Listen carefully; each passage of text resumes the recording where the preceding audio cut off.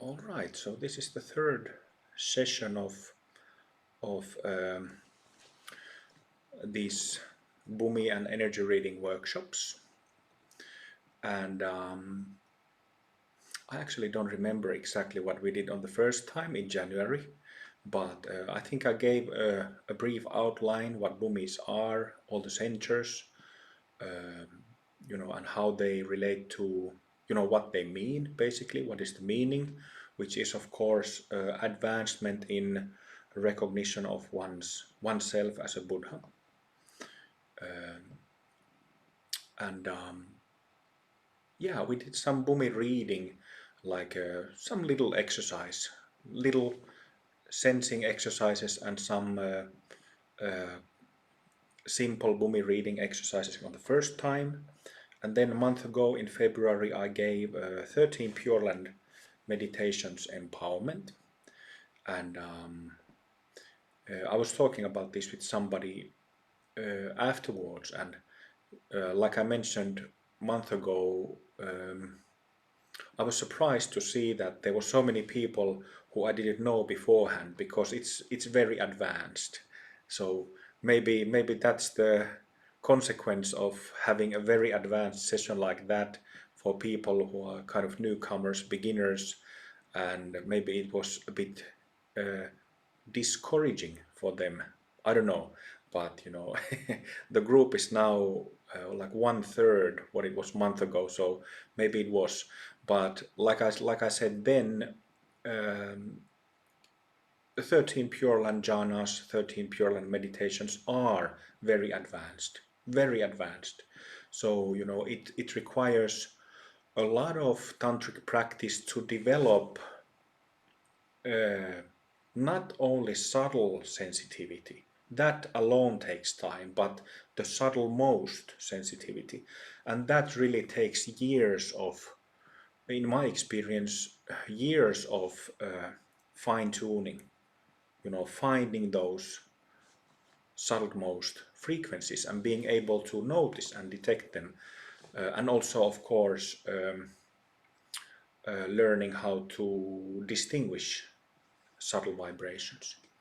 So yeah, 13 Pure Land meditation is very advanced teaching. Um, so what I had in mind for this third workshop was to give emphasis on Mahasiddha Bhumis. So last time was very advanced and in that way challenging to follow, and I think this time, I'm taking it to the, you know, taking the very, very important principle of Mahasiddha Bhumis, meaning our Buddha nature. Mahasiddha Bhumis, that term refers to certain Bhumi centers. And these centers literally are our Buddha nature. So we have 11th Bhumi, which is the first Mahasiddha Bhumi, the Dharmakaya, the body of emptiness, and then we have 12 and 13, which is the body of light, or body of rainbow light, Sambhogakaya, enjoyment body. So what I had in mind was that it also saves me from talking so much, that I was planning that we would do practice on Mahasiddha Bhumis, and then as we go along, I will perhaps give some pointers, something that you can pay attention to, and perhaps we will also make some additional little interesting things along the way. So yeah, this session will be practice-based, experience-based largely. Earlier in these workshops, I also mentioned that I'm working on the second edition of What's Next on Post-Awakening Practice, that book. And it looks like it will be postponed for the second latter half of this year, because I want to include some materials that I can't have access this spring, so it will take some time, but a lot of what we will do in this session is covered and explained already in the first edition of What's Next. There's really a lot in that small book, a lot to explore, and yeah, it's like when we talk about the energy system and the directly related to our Buddha nature, it's a very, very deep and vast topic. It shouldn't be scary to anybody. Maybe it sometimes sounds scary when reading some, let's say, tantric texts or Chokchen texts or Vajrayana texts, some Bhumi related sutras or something. It can seem scary and kind of too big to even begin to approach. But it shouldn't be like that, because we are talking about our own, really our own mind and our own energy system, our own Bhumis, you know, that are within us, our own Buddha nature that is within us and with us all the time. So that's why it's crucial to connect all this to actual experiences. That's the only way, and only valid way for yogis, practitioners, meditators to learn.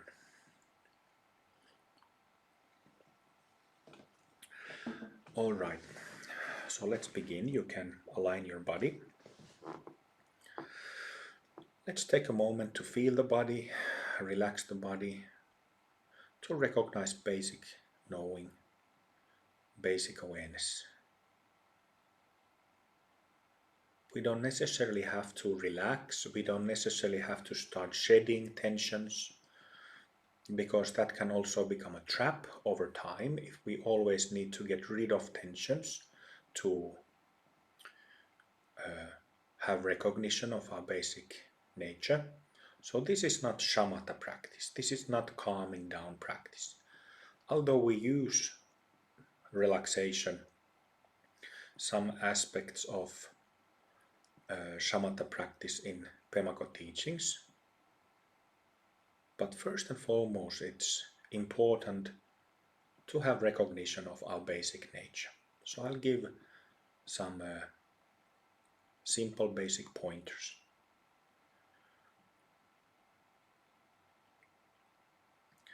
Even though it may not seem so, even though sometimes it may not seem so at all, when we have some emotional turbulence, there is this pure being in every one of us, sober and sane, grounded and clear-minded. We have this Buddha nature in our subtle body. There's an aspect of our energy channels that never gets dirtied. And that's why this Buddha within, perfect wakefulness, can be recognized.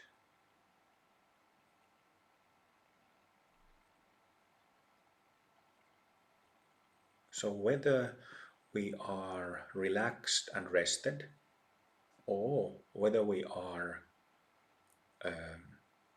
tense and in a hectic mood, this basic nature is always in us and with us. And the way how it can be recognized is recognizing this fresh, clear, sober, sane, grounded, and wonderfully alive being in us.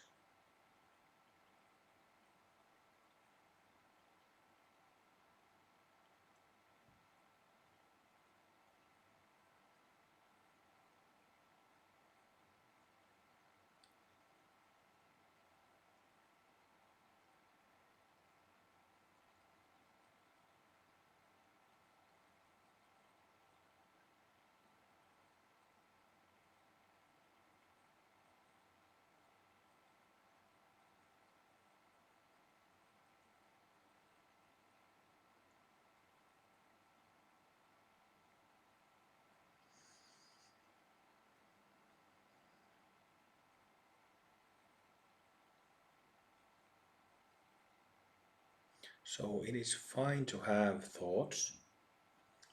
It is fine to have, thoughts going through our mind. Perhaps, you know, normal, typical, mundane things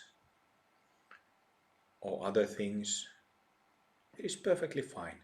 It's just that now we aren't paying much attention to it. We are finding this basic wakeful nature in us and recognizing that. When we recognize, when we feel it with our whole being, our whole body, all this internal chatter kind of disappears into the periphery of the mind.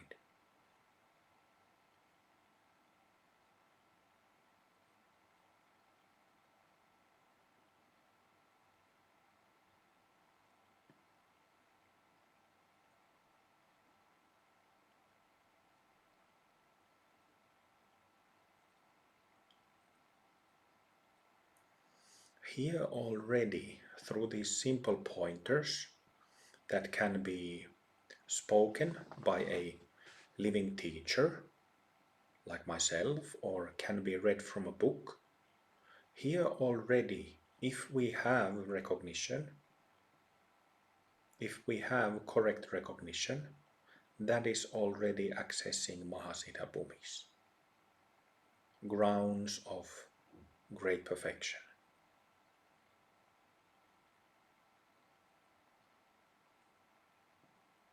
That is very important to understand.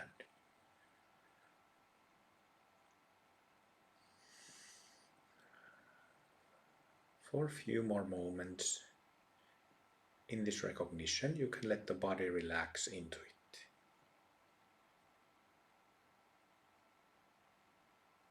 Sort of like letting the physical body soak in this wonderful, light, graceful, fresh being.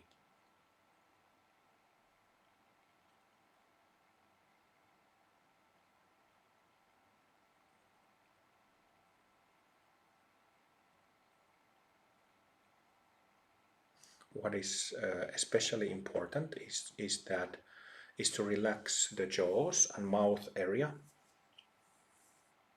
gums, tongue, lips, cheeks,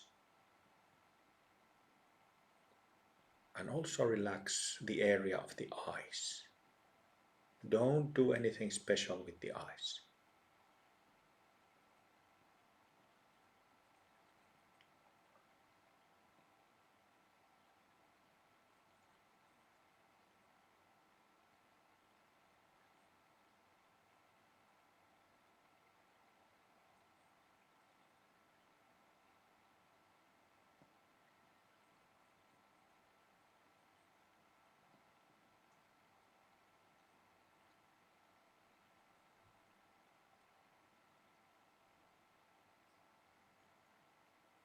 You can also give a moment of special attention for relaxing your brain inside the skull.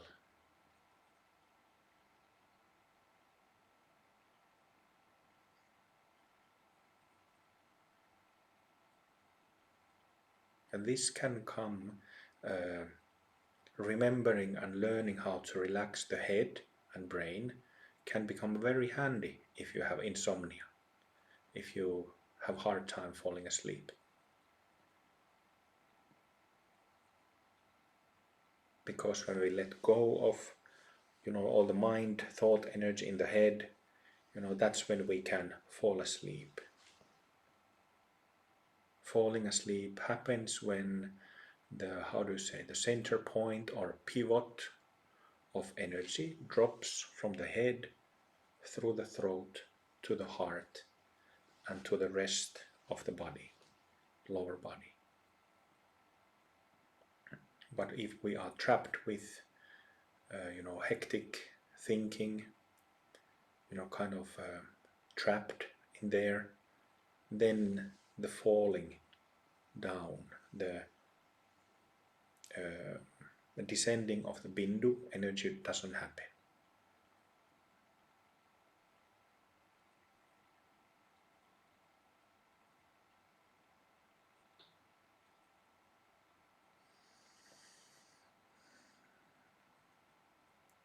Okay, let's just, for a brief moment, let's remind ourselves of our motivation to practice.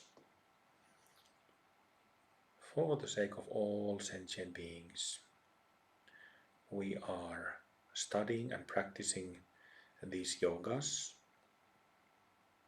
to attain Buddhahood, full enlightenment, for the sake of all sentient beings caught, trapped in samsaric wheel. May each of us attain Buddhahood for the sake of all beings.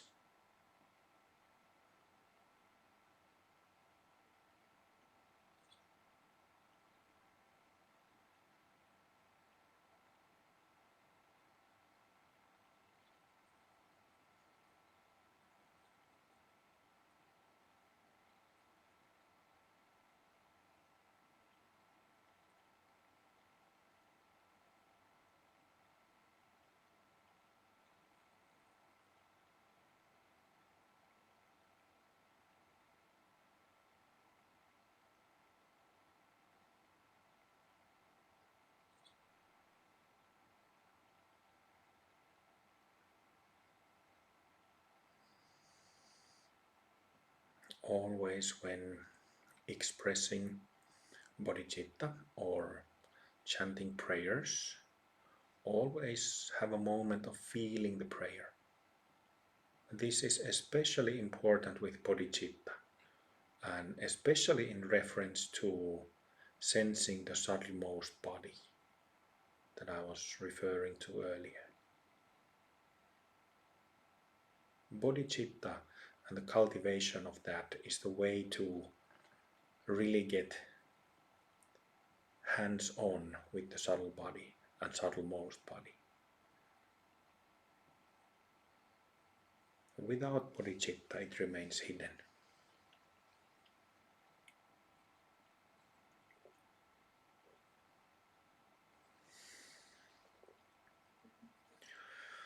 Okay, so we have inside the body, we have different kinds of energy centers or chakras, different kinds of energy wheels. Chakra means wheel or disc. So there are these, in Pemako teachings we have three, I simply call them Chokchen centers. So we have these three main centers, which is, each one of them is about fist size, one's own fist. So one inside the belly, the second one inside the heart, inside the chest, and the third one inside the head. There are these areas in these three locations that always remain pure, that don't store karmic files. So we have this 1, 2, 3. In Taoism, they speak of dantians, in Japanese, tanden. So, these are well-known areas and locations in different traditions. But I think that it's a bit difficult, quite difficult to access. The Mahasiddha Bhumi is quite difficult to access our Buddha nature through these centers. It's possible to have and teachers to give empowerments for these centers so that they kind of reveal themselves, but there are easier ways to establish this Buddha nature of ours and have a recognition of it. So here we're going to use the Bhumi pillars below and above the body. Let's first start with the pillar below the body.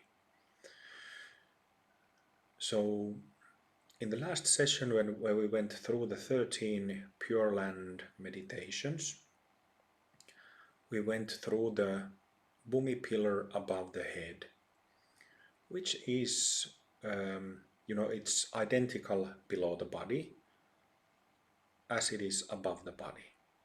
So when we think about the crown and how the seventh Bhumi is about 15 centimeters above the crown, it is exactly the same measure below the pelvic floor, about 15 centimeters, and the seventh Bhumi is there. So in this session we're not gonna pay attention to the specific location of 7, 8, 9, 10 Bhumis, but kind of just reach to the Mahasiddha Bhumi area, which is 5-6 meters both below the pelvic floor and 5-6 meters above the crown. So let's first connect to Mahasiddha Bhumis below the body. So from the area of the physical body, you can simply kind of invite the energy, invite the awareness, invite the blessings, invite the grace of those Mahasiddha Bhumis below the body to ascend into the body space and aura and into the heart.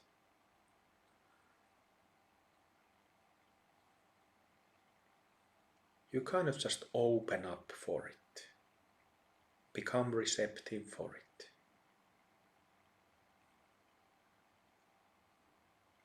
Here we are using a very feminine, the most feminine way of connecting with the Bhumis below. Just opening for it, surrendering for it.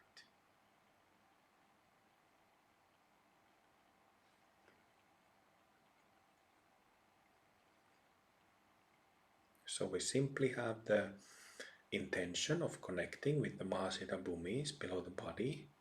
We have sincerity with it, honesty with it, love, kindness, compassion with it, and openness for it to happen. And simple as that, it happens. And we can feel that there is this shift in our energy.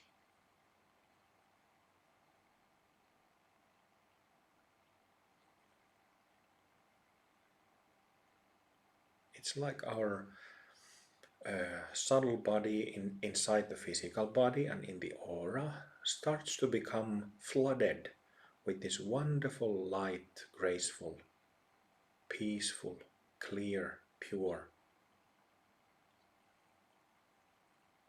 energy.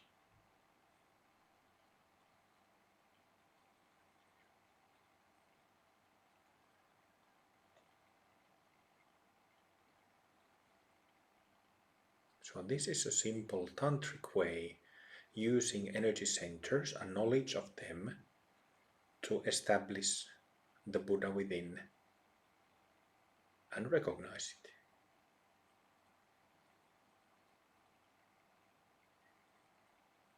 it. Enjoy it. Really, you can enjoy it. Relax into it.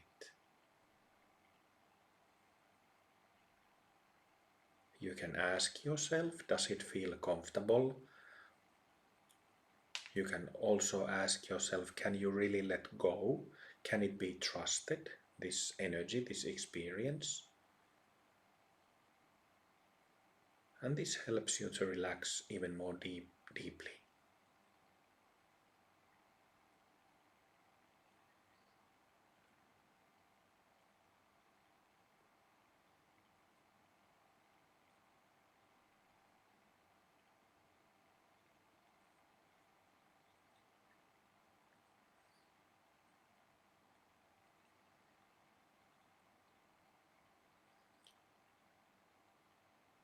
The energy is subtle but very strong,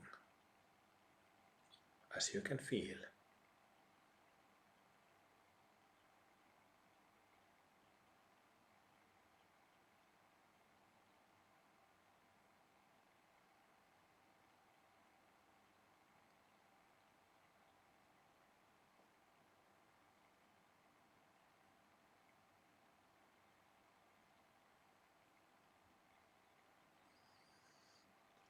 if you feel that you would want to feel it more strongly, you can open up for it again. Or we can, for example, say a prayer. May my body-mind be connected well and strongly with the Mahasiddha Bhumis, the Buddha within, from the Mahasiddha Bhumis below the body. May the connection be strong in all the channels and centers of my subtle body, for the sake of all sentient beings.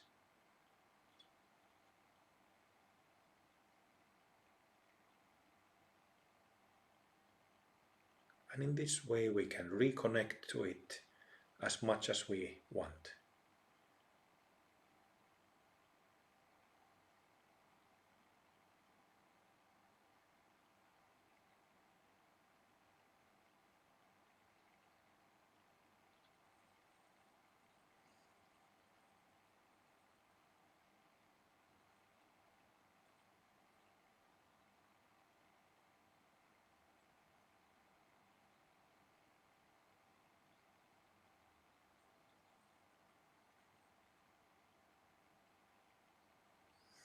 You might have some energetic sensations in the pelvic floor area, or in feet, in hands, in heart, as the channels get connected. Or I should say, channels get activated.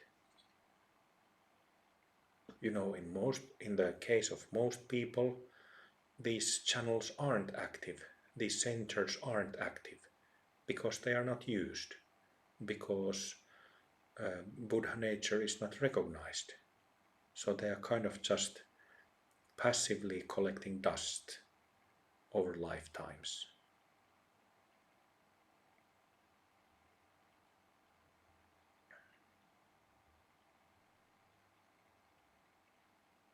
But here we tap into the full energy body, not just small area of it circulating in the same samsaric grooves and habits and patterns, but really stepping outside of it, accessing and recognizing this basic nature of ours that is existentially free, existentially problemless.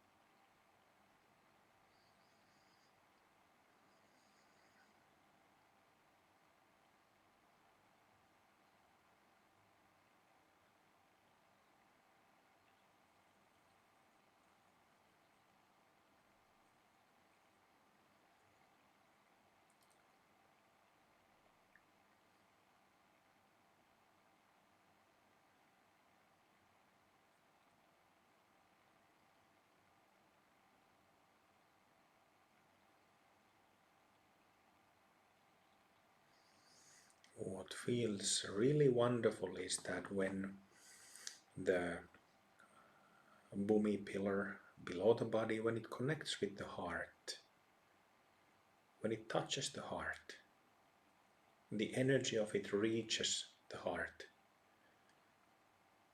the cavity inside the chest.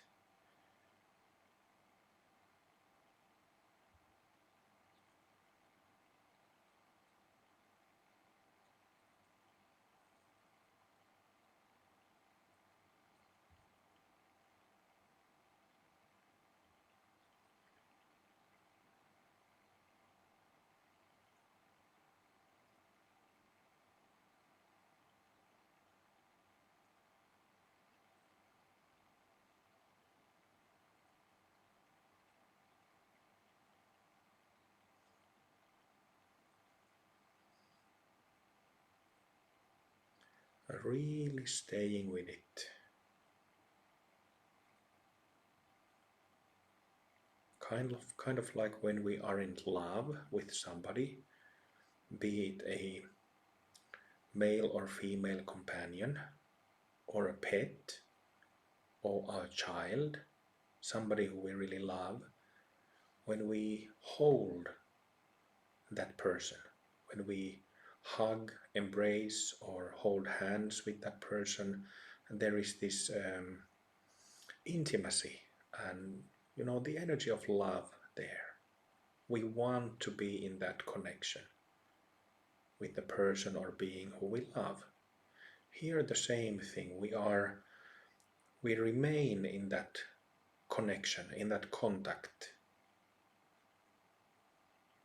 The body, mind, aura, and the Mahasiddha Bhumis and the whole pillar below the body connected. And we simply remain aware.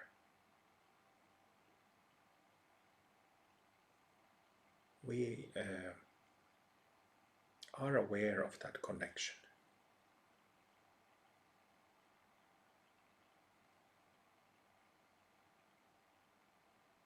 And in this way, we come to know ourselves. We come in contact with what in Asia is called Buddha, this wakeful being, selfless, pure, wakeful being, embodied and realized by all Mahasiddhas of the past, present, and future.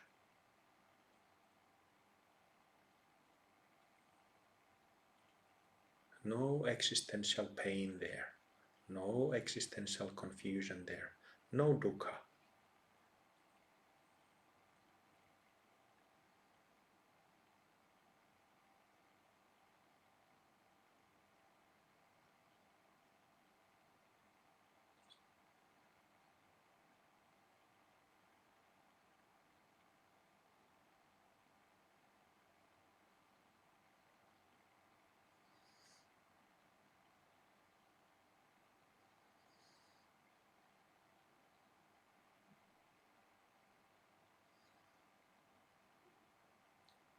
Let's connect again with the Mahasiddha Bhumis below the body, but this time in a bit more technical fashion. So there are the first, second, and third Mahasiddha Bhumis, 11, 12, and 13, in other words. So I'm simply making a wish, a sincere wish, that may, in the case of everybody who's joining, may the 11th Bhumi from below the body be well, healthily and strongly connected with the body-mind. 11.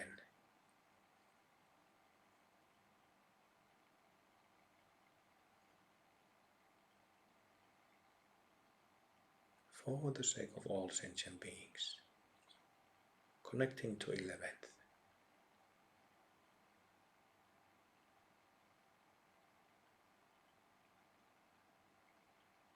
Taste it, smell it, feel it. Feel the flavor of it.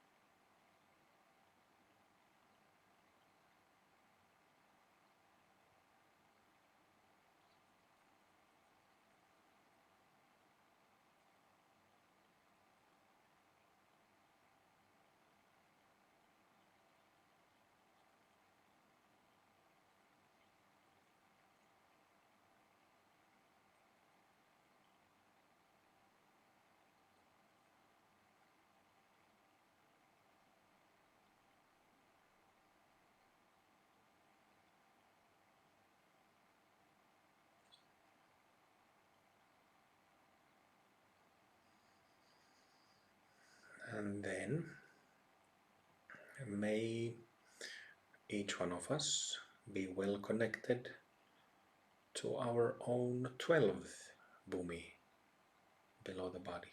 12th.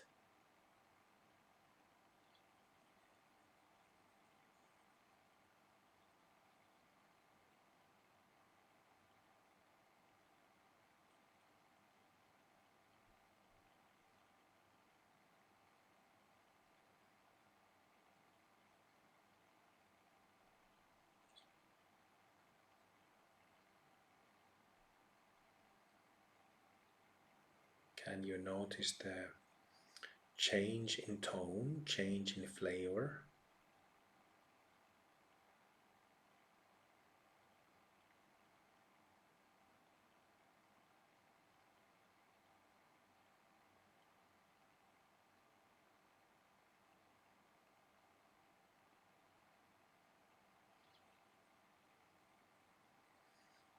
So 11th corresponds with the body of emptiness, Dharmakaya, and 12th and 13th correspond to Sambhogakaya, body of light, body of flavor, body of colors.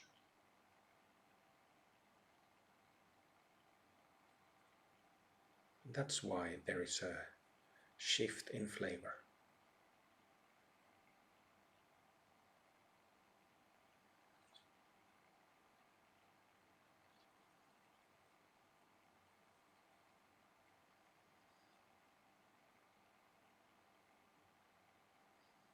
And then may we all connect with the 13th, the third Mahasiddha Bhumi, also relating to body of light.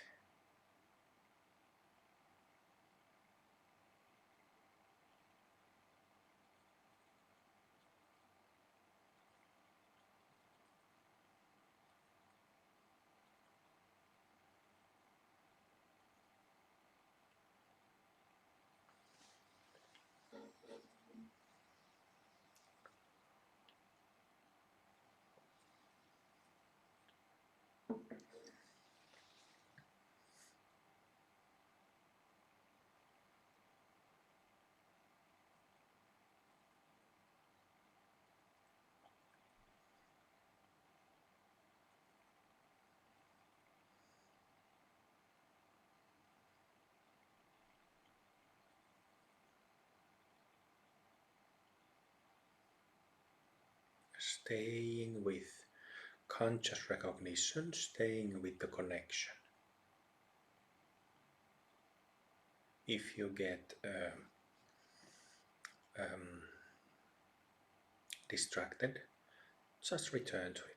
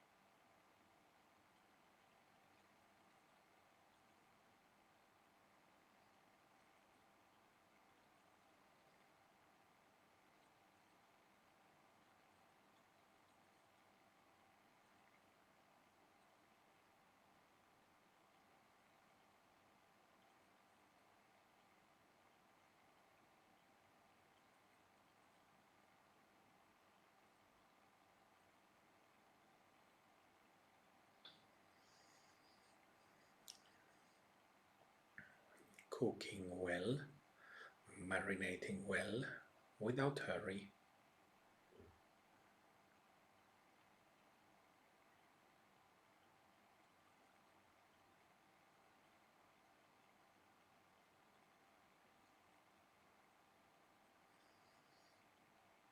you can see how the energy feels in different parts of the body, in legs, in arms,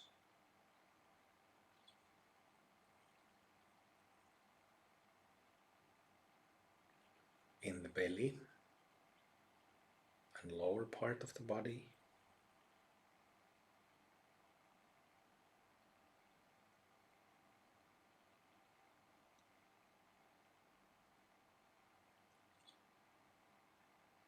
How it feels in the heart.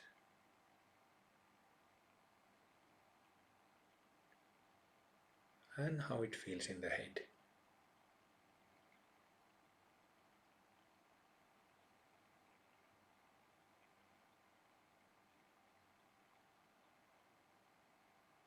Connecting to it with the whole body.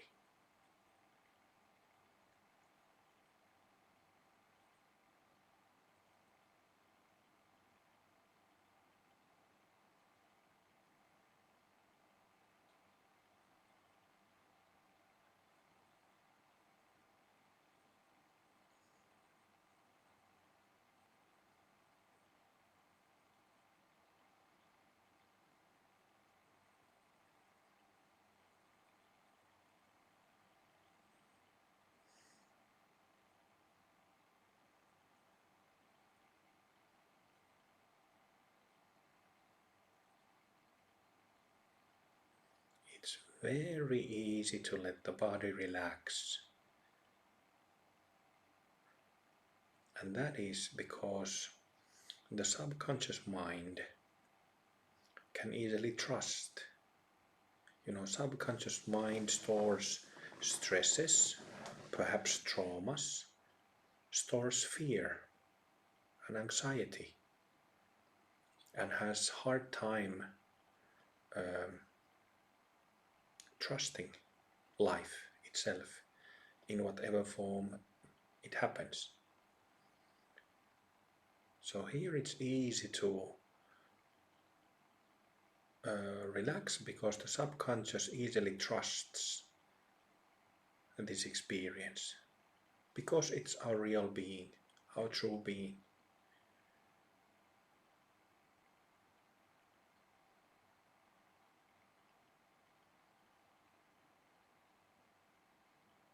That's why it's often the case that people say after meditations like this that they were able to relax more deeply than they usually are.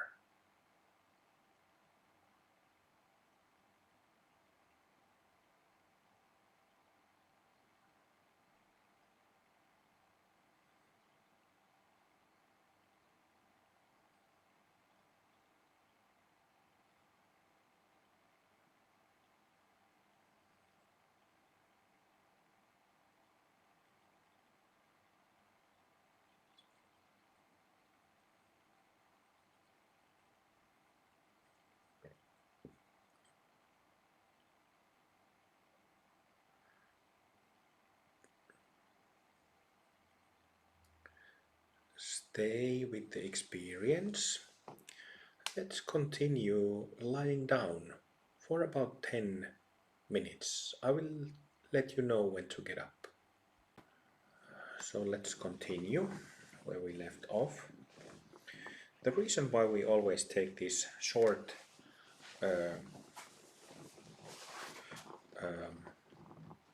moments of resting lying down is because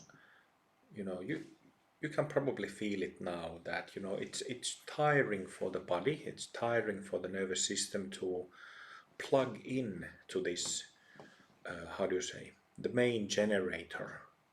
So it's tiring, and if we continued it for too long we would get tired, we would inevitably come to the end of our capacity too quickly. So that's why we take those short breaks lying down. Okay, so now we have connected the Mahasiddha Bhumis below the body. Now we will do the same with the Bhumis above, Mahasiddha Bhumis above. You can feel your body for a moment, and with utterly sincere motivations, with pure heart,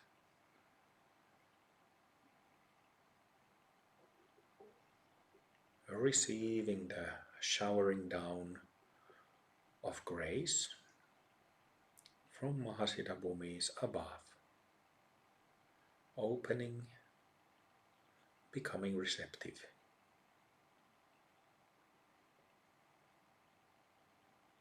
Receiving the soft rain of graceful energy, light energy, with the heart, with the head, with the whole body. In other words, with one's whole being.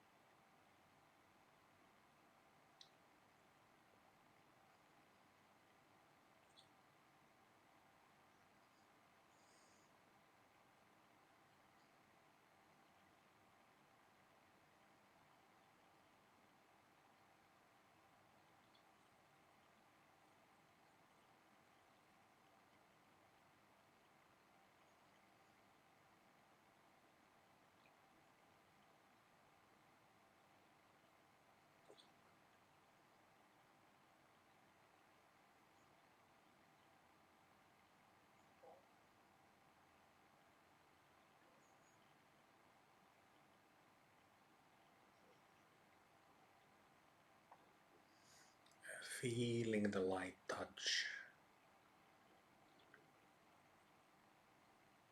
of the energy and remaining aware of it, remaining in contact with it, feeling the contact with the whole body.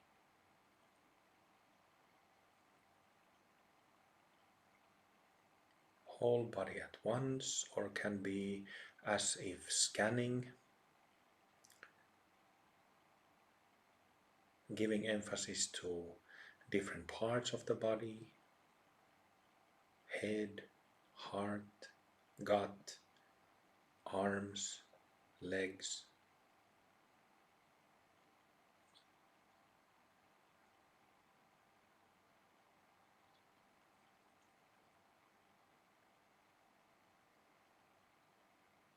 For the sake of all sentient beings.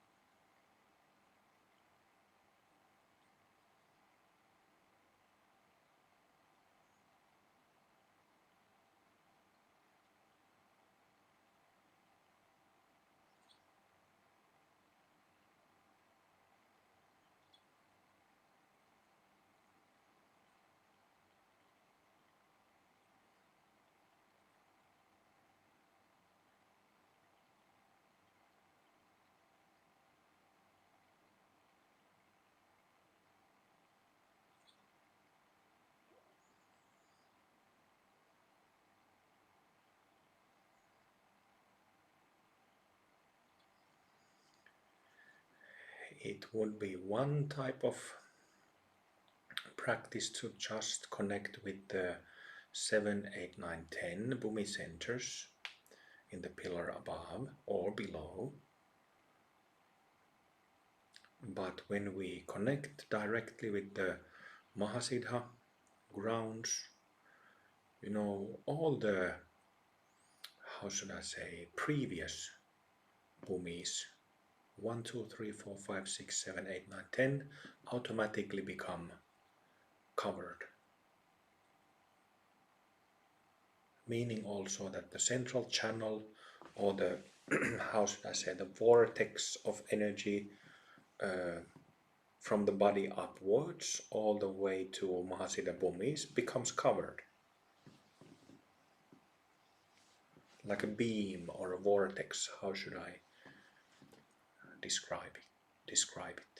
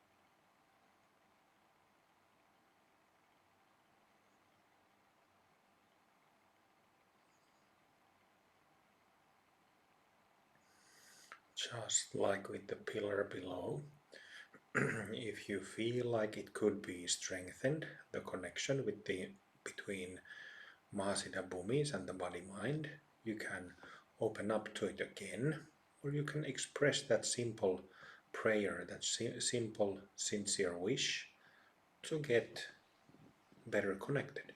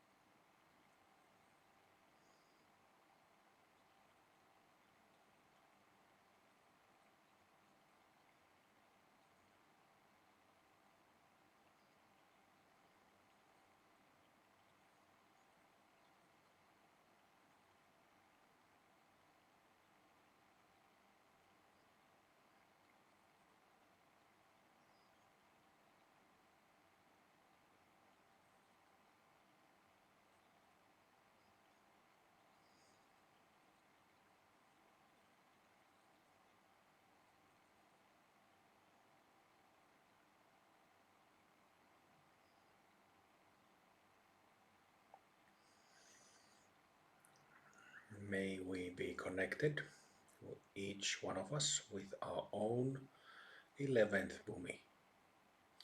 For the sake of all sentient beings, connecting with 11th.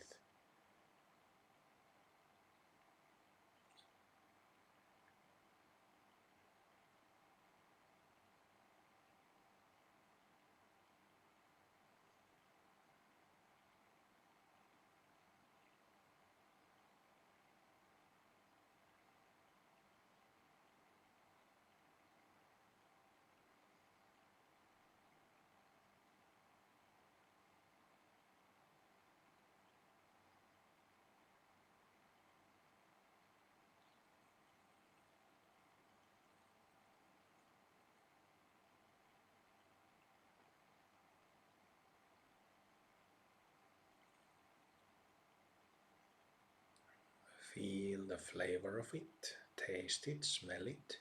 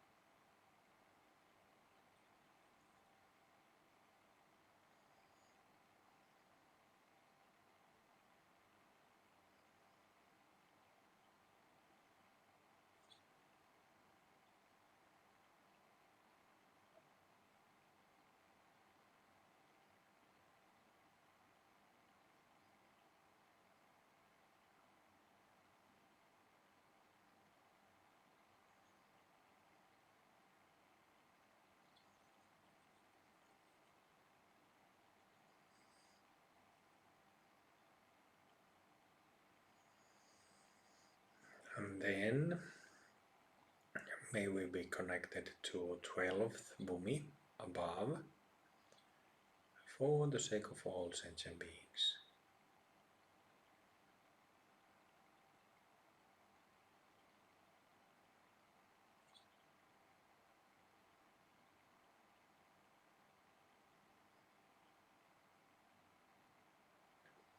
Here again, do you notice the shift from emptiness body to body of light? Shift in the feel of it.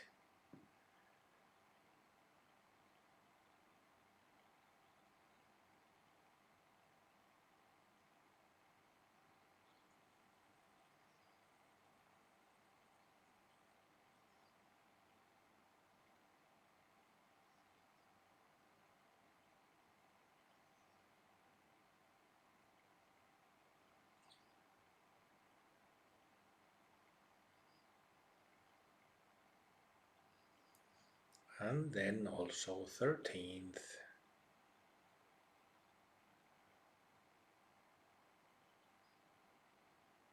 For the sake of all sentient beings.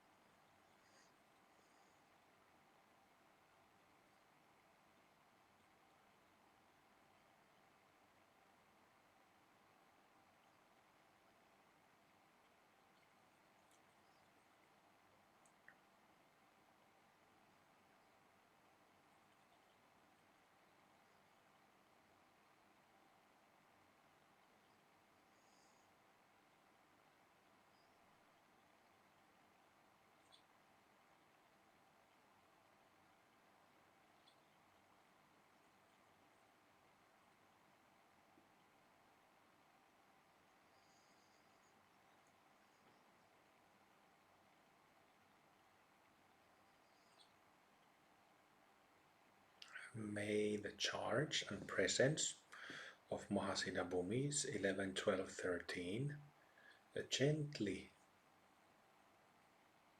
be set into all the nadis, channels and centers of the aura.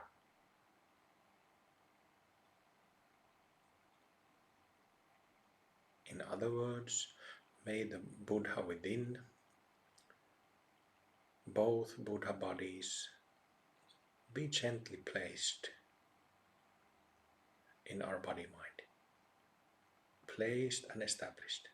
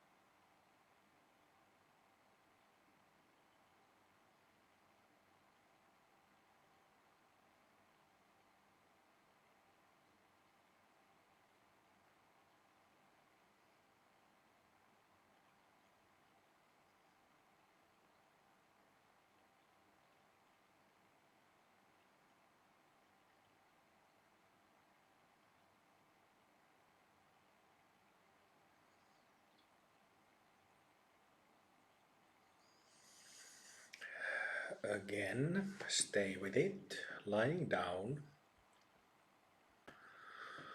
Okay, so we just did Bodhisattva vows and basic prayers on top of doing some practice on Mahasiddha Bhumis. And if you paid attention, you know, we can also establish this Buddha nature of ours through basic prayers and Bodhisattva vows. The same thing happens. It's just a different way to do that. Um, so there was something about those Mahasiddha Bhumis that I wanted to add. So yeah, like I said in the beginning, we have this Buddha is hiding here also.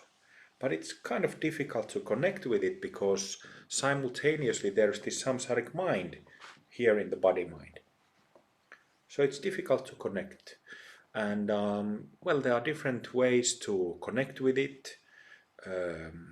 Mantras, different ways of applying mantras, for example, in the heart or together in the head or in the whole body. These are ways to, in Tantra, these are ways to discover it and to recognize it and to establish it.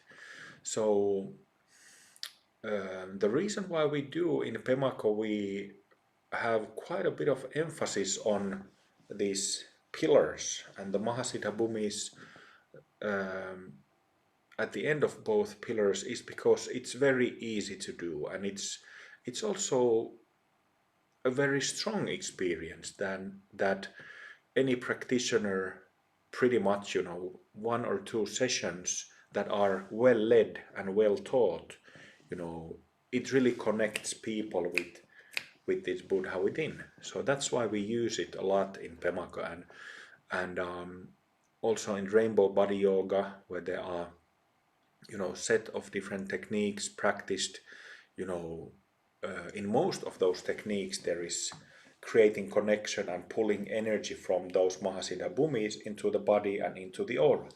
So we really use it a lot, this principle, because it works so well, it's so effective.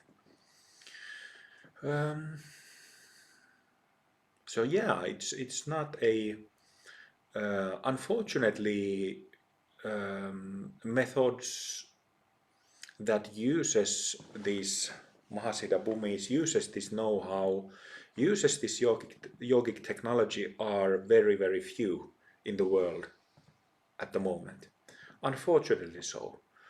I hope that the knowledge of them spreads little by little so that, it's very easy for people to apply it and to get out of their minds.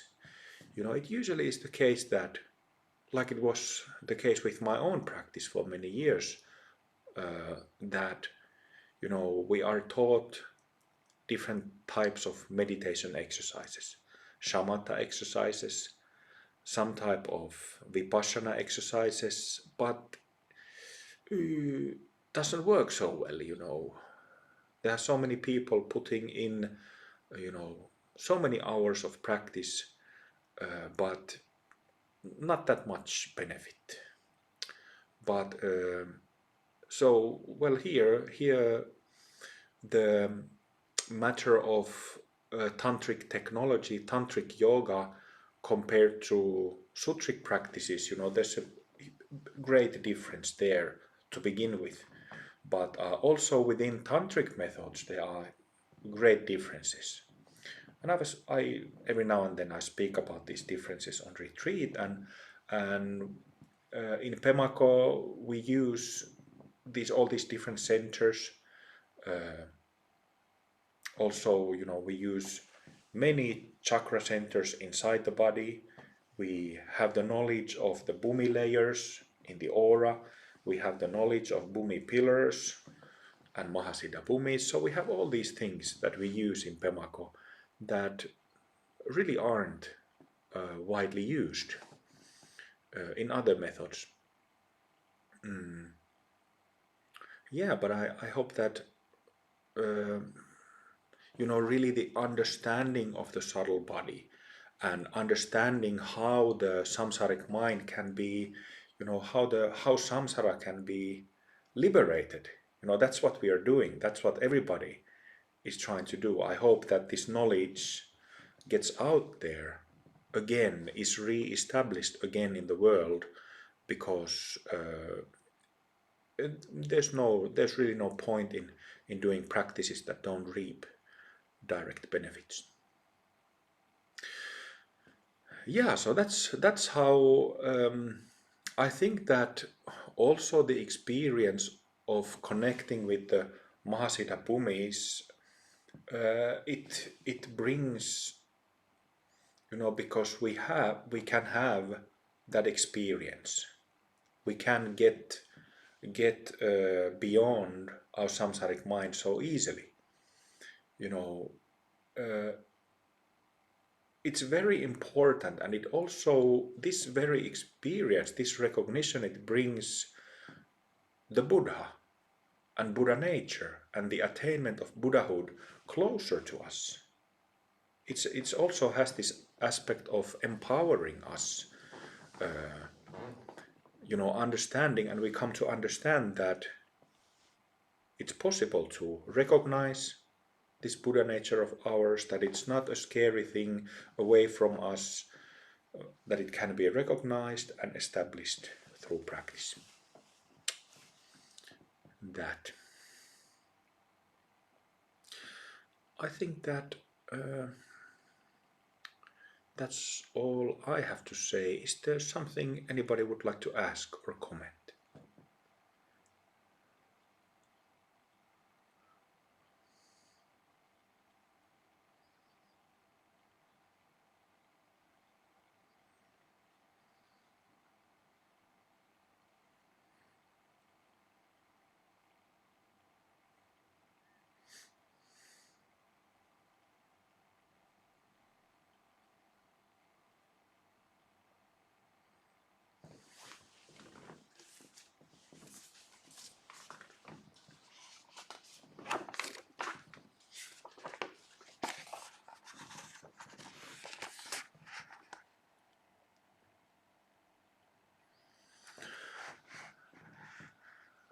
My pleasure, Rorik.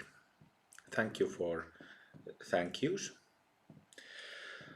All right, ladies and gents, so this was the third session of this series on Bhumi and energy reading, and we'll have the fourth final session on 28th of April, so in about a month from now. Thanks for joining, thanks for donations, and have a nice evening. Okay, bye everyone.